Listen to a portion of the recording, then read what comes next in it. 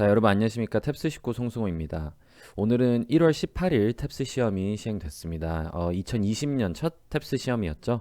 그래서 가볍게 총평 영상 준비를 했고요. 뭐 난이도부터 시작해서 좀 유념해야 될 만한 출제 포인트들 위주로 가볍게 정리해드리는 영상 준비했습니다. 그래서 우선 난이도부터 보면요. 이번 시험은 사실은 난이도가 대체적으로는 쉬운 편이었습니다. 그래서 현실적으로 여러분들이 뭔가 문제풀이가 많이 꼬여서 평소보다 뭐 많이 찍었다라든지 이렇게 됐으면은 여러분들 점수 기대하기는 좀 힘들 것 같습니다. 다만 그냥 쉬웠냐? 그냥 쉽진 않았습니다. 그냥 쉽진 않았고요. 킬러 문제들이라고 돼 있죠. 이 난이도의 빈부격차가 매우 심했던 시험이기 때문에 킬러 문제들은 오히려 어려웠어요. 평소보다 좀 까다롭게 출제됐다라는 점. 그래서 사실상 이 두 점을 합쳐 보면은 여러분들이 이 킬러 문제들에서 꼬이지 않고 이 나머지 문제들을 잘 풀어낼 수만 있었다 하더라도 아마 여러분들 어느 정도의 성적 향상은 있었을 겁니다. 그래서 저희 이제 가르쳐 드리는 문제풀이 스타일 있죠? 문제풀이 순서에서 8번, 34, 35번 가장 마지막에 푸는 걸 배우잖아요. 그 순서대로 풀면 아마도 여러분들 큰 문제 없이 쉬운 문제들은 다 풀 수 있었을 것이다 라고 먼저 가볍게 정리하고요. 근데 그렇다고 해서 그러면 난이도가 쉬워서 모든 사람들이 쉽게 점수를 받을 수 있냐? 아니겠죠. 특히 뭐 상위권, 최상위권 학생들은 사실상 어차피 문제들은 다 풀잖아요. 그리고 몇 개의 문제 안에서 점수가 올랐다가 내려갔다가 하는 건데 지금 이 세 문제 여러분들 냉정하게 스스로 어떻게 접근했었는지 한번 자기 스스로 한번 자기 반성을 한번 해보셔야겠습니다. 아시겠죠? 그래서 하나씩 바로 볼게요. 일단은 8번 문제 돼 있는데요. 뭐 8번 문제까지는 뭐죠? 빈칸이죠. 네. 빈칸 문제 중에 가장 마지막 문제죠. 9번, 10번 연결 문제니까 또 재밌었던 점은 이번 시험은 또 빈칸이 중간에서 두 개가 뚫려 있었습니다. 원래는 빈칸이 중간에 뚫리는 경우도 거의 없는데요. 이번에는 빈칸이 중간에 뚫린 게 두 개가 있었고 어쨌든 8번 문제가 빈칸 영역에서는 가장 고난이도였고요. 아마 이 시험에서 통틀어서 정답률이 가장 낮은 문제가 될 것입니다. 왜 그러냐? 일단은 지문이 조금 어렵기도 했습니다만 여러분들이 함정에 너무 많이들 빠져드셨습니다. 아시겠죠? 일반 탭스 수험자들은 많이들 이 문제에서는 함정에 유난히 많이 빠져들었다라고 보시면 되고요. 일단 지문 자체는 뭐 칼빈 14라는 어떤 물질에 대해서 뭐 화산 폭발과 연관 지어 가지고 어떠한 연관 관계가 있는지 그래서 뭐 구체적으로는 설명 안 드리겠습니다만 어쨌든 칼본 14가 결국에 나무에 어떤 영향을 끼치는지에 대한 지문이었죠. 근데 여기서 가장 좀 어떻게 보면 논란이 되고 있는 선택지 두 개가 있습니다. 이 선택지 두 개는 모두 정답이 아니다. 먼저 설명드리겠습니다. 아시겠죠? 여러분들이 지문의 주제 정도는 제대로 파악하신 것 같고요. 일부 학생들은 해석도 어느 정도 하신 것 같지만 사실상 이 지문은요. 빈칸 주변의 디테일로부터 제대로 된 정답을 찾을 수 있었습니다. 아시겠죠? 그래서 뭐 proximity라든지 이런 선택지는 정답이 되지 않고 오히려 이것은 오답의 함정 중에 하나입니다. 우리가 오답 7 유형 배울 때 다루는 부분이기 때문에 여러분들 아마 오답 7 유형 학습하셨으면 쉽게 빠지진 않았을 것이고요. 오히려 정답을 맞추는 데에는 가장 중요했던 게 빈칸이 들어가는 그 문장을 정독하는 게 필요했습니다. 빈칸에 그냥 아무 내용이 들어가는 게 아니죠. 빈칸에 어떤 내용이 어떤 취지의 내용이 들어와야 되는지는 빈칸 주변의 그 디테일에서 나왔다라는 점. 그래서 오답 7유형에서 또 디테일 부분 있죠. 디테일 부분까지 좀 캐치했어야만 풀 수 있었던 문제입니다. 구체적으로 무슨 얘기를 하는 거지 싶으시더라도 제가 특히 8번 문제에 대해서는 구체적으로 설명드릴 수 없는 점, 요 정도 선에서만 설명을 드려야 뭐 저작권 문제도 걸리지 않습니다. 아시겠죠? 어쨌든 빈칸 주변 디테일이 중요했다. 그 다음에 또 중요했던 게 뭐예요? 가장 고난도 문제 중에 34, 35 즉 독해 세트에서 가장 마지막 세트 문제죠. 그래서 두 문제가 출제가 되고요. 이 지문은 뭐에 대한 내용이었습니까? 어떤 과학 원자 뭐 이런 거에 대한 얘기였습니다. 그래서 이게 뭐 언제 발견되어졌고 뭐 구체적으로 시간이 지남에 따라 어떤 식으로 발전했고 사람들이 어떻게 알아냈고 그리고 이게 지구에서는 뭐 흔치 않은 이유에 대한 설명을 쭉 이어나갔던 그런 지문이었죠. 그래서 34번 같은 경우는 코렉트 문제였어요. 예, 코렉트 문제였고 그 다음에 이 코렉트 문제에서 구체적으로 여러분들이 함정에 빠질 만한 부분이 결국에 뭐냐면요. 철수랑 명수라는 사람들이 이 물질을 발견을 했냐, 발견을 한 건 아니냐, 처음으로 발견을 한 거냐 아니냐에 대해서 의견이 갈리게 됩니다. 근데 이럴 경우에 여러분들이 여러분 감에 의존해 가지고 풀어내면 되는 게 아니고요. 여러분들 이거 같은 경우는 어떻게 했어야 되냐면은 코렉트 문제잖아요. 그럼 우리가 코렉트 문제는 어떻게 접근한다? 디바이드 기술, 철저하게 기계처럼 디바이드 기술을 적용하면서 풀어낸다라고 말씀드렸는데 결국에 디바이드라는 게 무엇입니까? 지문 속에서 A, B, C, D 선택지에 해당이 되는 그 문장을 특정 지어가지고 연결지어서 풀어내는 거잖아요. 그래서 이 선택지 하나를 판별할 때는 지문 전체에 대한 내용을 우리 스스로 생각하기보다는 딱 여기서부터 여기까지가 한 문장이야. 이 문장만 읽고 이 문장에 있는 내용과 직접적으로 비교를 할 것이야. 이렇게 풀어내는 게 디바이드 기술을 활용한 코렉트 문제풀이죠. 그렇게 풀어냈더라면 결국에 이 선택지, 매력적인 선택지이자 결국에 이 케이스에는 정답을 걸러내는 선택지인 명수와 철수가 이 원자를 발견했다라는 것을 판별할 수 있었을 것입니다. 왜? 문장에 어떻게 나왔냐면요. 명수와 철수가 뭐뭐를 했다라고 하기 전에 그 전까지는 발견이 되지 않았었지만 쉼표 명수와 철수는 어쩌고 저쩌고 해결을 했다라고 했기 때문에 명수와 철수는 발견을 하게 된 것이죠. 이것은 어떻게 할 수 있다? 연결의 뉘앙스잖아요. while A, B 하면은 A랑 B는 대조되는 개념인 것이죠. 명수랑 철수가 뭐뭐를 하기 전에 발견이 되지 않았었지만 명수와 철수가 뭐뭐를 해서 어쩌고 저쩌고 됐다. 결국에 코렉트의 디바이드 기술만 적용해서 해당 문장을 특정했으면 별로 뭐 함정에 빠질 일도 없고 쓸데없는 생각을 해서 시간을 허비할 일도 없었을 것입니다. 오히려 그렇게 하지 않고 앞문장 뒷문장 읽으면서 해석에만 의존한 문제풀이로 접근했다면 여러분들 두뇌로 뭔가 접근하려 했다면 함정에 빠질 만한 매력적인 오답들 매우 많았습니다. 그래서 34번은 그런 디바이드 기술이 중요했고요. 그 다음에 35번 같은 경우는요. 오답 함정 only라고 돼 있죠. 예, 가장 매력적인 오답. 여러분들 중에 아마도 오답을 골랐다면 골랐을 만한 선택지, 가장 유력한 선택지에 뭐가 있었다?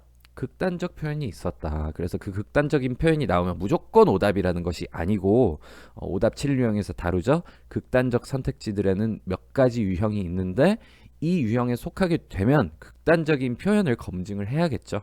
근데 지문에서 검증을 했을 때에 이 only라는 포인트에서 오답이 출제가 된 거더라 라는 것을 캐치해낼 수 있었어야 나머지 선택지인 정답을 고를 수 있었을 것입니다. 아시겠죠? 그래서 34, 35에서는 오답 함정 극단적과 그 다음에 디바이드 기술을 활용한 연결의 뉘앙스 이 두 가지 스킬만 제대로 갖고 문제풀이에 임했더라면 절대로 함정에 빠질 일이 없었을 것입니다. 아시겠죠? 네. 그래서 가장 항상 매 시험 어려운 8번과 34, 35문제 이렇게 세 문제 가볍게 살펴봤고요. 그 다음에 이 외에도 한 가지 오답 함정을 더 먼저 강조드리고 싶은 게 있는데요. 뭐 하와이에서 알로하 티셔츠 관련해서 뭐 회사에서는 어떻게 하게 돼가지고 하와이에서는 결과적으로 캐주얼한 옷을 입게 됐다. 뭐 이런 류의 지문이 있었습니다. 아마 여러분들 탭스 19 수강하시고 지문을 쏘아 보신 분들은 지문 읽기도 전에 뭘 알아낼 수 있었습니까? 그쵸? 시간 흐름 발달 과정이라는 것을 정확하게 캐치해낼 수 있었을 겁니다. 그쵸? 그러면은 이 지문은 어떻게 전개가 될 것이다? 시간 프레임에 따라서 시간 흐름과 발달 과정을 보여줄 것이다. 그 테마가 무엇인지 파악만 하면 되는데 이번 문제에서의 테마는 무엇이었다? 하와이에서 알로하 티셔츠, 즉 캐주얼한 티셔츠 차림을 비즈니스에 도입하게 된 그 과정, 결국에 그거죠, 핵심적으로는. 그리고 그것이 정답으로 나왔던 것이고요. 근데 여기에서 매력적인 오답으로 여러분들이 많이 빠지신 함정도 사실은 지문에 나왔던 내용입니다. 하지만 우리가 오답 7 유형에서 지문 전개라고 해서 뭐가 있었습니까? 우리가 결국에 주제를 찾을 때 지문 전개를 정확하게 파악을 하게 되면 매력적인 오답은 그 지문 전개에 해당하지 않는 부적합한 틀을 담고 있는 선택지가 나오게 되더라. 그래서 이번 쉽게 설명드려서 이번 지문 같은 경우는요. 시간 흐름 발달 과정이었죠. 그쵸? 발달. 시간에 따른 발달이었어요. 그런데 선택지에서 하나의 선택지는 Y로 시작했고 또 하나는 How로 시작했습니다. 이 두 개 중에 여러분들 많이들 고르셨는데요. How가 정답이에요. 왜냐면 How 해놓고 시간 흐름 발달 과정한 How 어쩌고 저쩌고 어떻게 변하게 됐는지라고 하면서 시간 흐름을 나타내고 있었어요. 하지만 Y 같은 경우는 뭐였다? Why, 왜 사람들이 캐주얼하게 입는지 요런 류였습니다. 그래서 지문의 정확한 구조를 담고 있지 않기 때문에 시간의 흐름에 따라서 왜 어떻게 발달했는지 그 내용을 선택지에서 담고 있지 않기 때문에 지문 구조를 담지 못해서 정답이 되지 않는 겁니다. 그래서 정답은 how가 들어간 쪽이 맞게 됐었어요. 그러니까 이런 점이 여러분들이 이번에는 지문 구조를 쏘아보기 통해서 쉽게 파악한 다음에 선택지를 분별해낼 때 이것은 지문 전개라는 오답 7 유형 중에 하나에 부합하기 때문에 우리가 소거할 수 있겠더라라는 손쉬운 문제풀이로 피할 수 있었던 또 하나의 함정이었다. 이렇게 정리하겠습니다. 그래서 얘네들이 제가 봤을 때 특히 독해에서는 여러분들이 가장 많이들 빠져든 오답 함정 유형들이 될 것입니다. 정답률이 제가 아마 예상컨대 이 네 문제가 가장 정답률이 낮을 겁니다. 아시겠죠? 네, 그래서 이렇게 정리 드리고요. 앞으로는 그럼 어떻게 해야 되냐? 그래서 물론 여러분들이 틀리신 게 있더라면 이런 포인트들, 지금 수업 포인트들이잖아요. 결국에 이런 포인트들을 익히는 게 중요하긴 하겠죠. 그런데 이런 포인트들만 나오는 것은 아니기 때문에 여러분들 여기 뒤에서 향후 대비 전략에서 좀 더 구체적으로 설명드리겠습니다. 그래서 그거 들어가기 전에 한 가지만 또 설명드리면요.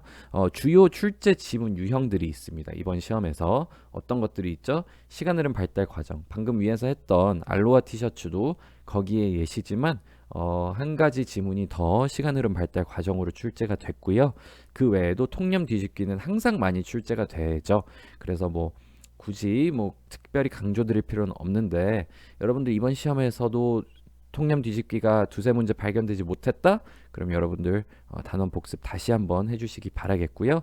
그 다음에 트윈 타워들이 또 종종 등장했습니다. 그래서 주요 개념 두 개를 대조하면서 풀어내는 그런 문제들도 상당히 많았다까지 이번 탭스 시험 특히 독해에 초점을 둬서 좀 총평을 드렸습니다. 아시겠죠? 그래서 지금까지가 지금 탭스에 대한 분석이었고요. 그 다음에 그러면 앞으로 어떻게 시험을 대비를 해야겠느냐 라고 봤을 때는요. 다음과 같습니다. 두 가지인데요. 첫 번째는 뭡니까? 자, 여러분들 아까 설명드렸다시피 초반에 만약에 여러분들 실력이 상위권이 아니고 그냥 중상위권 정도가 목표인 학생들도 있잖아요. 그런 학생들의 경우에는 굳이 이 문제들에 큰 힘을 쏟을 필요는 없습니다. 오히려 단기적으로 성적을 극대화하기 위해서는요. 문제풀이에서 어려운 문제들, 여러분 수준에 맞지 않는 오히려 너무 어려운 문제들은 오히려 피하는 게 또 상책입니다. 그래서 이런 킬러 문제들에 굳이 너무 많은 시간을 허비하지 않는 것이 매우 전략적인 접근 방식이다 라는 게 첫 번째고요. 근데 이게 결국에 모든 학생들에게 적용되는 건 아니겠죠. 결국에 독해 영역 만점에 가깝게 받는 것이 필요한 학생들도 있잖아요. 그런 학생들에게 특별히 말씀드리고 싶은 점은 바로 이 점입니다. 여러분들이 영어를 조금 하면 할수록 자기 머리가 좀 커집니다. 그래서 자기가 스스로 할 수 있다라는 고집이 생깁니다. 어느 순간. 하지만 그 고집을 가장 호되게 혼내는 시험이 어딥니까? 탭스 시험이죠. 탭스 시험은 여러분들 뭔가 상식으로 접근하려고 하다가는 절대 뭔가 대적할 수 없는 상대죠. 왜? 영어 해석도 약간 가물가물한데 거기서 논리적으로 장난을 치니까. 그래서 여러분들 절대로 여러분 스스로의 기준대로 판단하지 말고요. 수업 내용에서 다루는 탭스가 장난치는 그 프레임워크들 있죠. 그런 것들을 익혀주시고 지문들의 전개 패턴들을 익혀서 시험장에 가야만 이런 문제들에서도 여러분들 머릿속으로 뭔가 판단하려 하지 않고 이러한 시스템적으로 이 선택지는 이 문장에서 해결을 해야겠네. 이 선택지는 우리가 배웠던 내용 중에 극단적인 게 있으니까 다시 한번 검증을 해야겠네. 이런 기계적인 문제풀이를 여러분들이 도입해서 해석은 여러분들이 하시고 그 다음에 문제풀이 순서는 수업 내용 그냥 그대로 저희가 놓아드리는 그 로드 그대로 따라서 루틴대로 문제풀이를 시험장에서는 해주셔야 됩니다. 그래야만 특히 오늘 시험 같은 경우도 마찬가지인데 그래야만 성적이 극대화될 것입니다. 아시겠죠? 네. 그래서 향후 대비 전략은 항상 뭐 드리는 점이긴 한데 이렇게 두 가지로 정리 드리도록 하겠습니다. 아시겠죠? 네, 그래서 오늘 한 16분 정도 했네요. 조금 생각보다 길어졌는데 여러분들이 놓쳤던 부분들 위주로만 받아가 주셔도 다음 시험에서 분명 성적 향상 있을 겁니다. 이번 시험 고생 많으셨고요. 2020년 매우 추운 시험이었죠. 고생 많으셨는데 다음 시험에서는 목표 점수 달성해서 한 방에 졸업하시길 응원하겠습니다. 고생하셨습니다.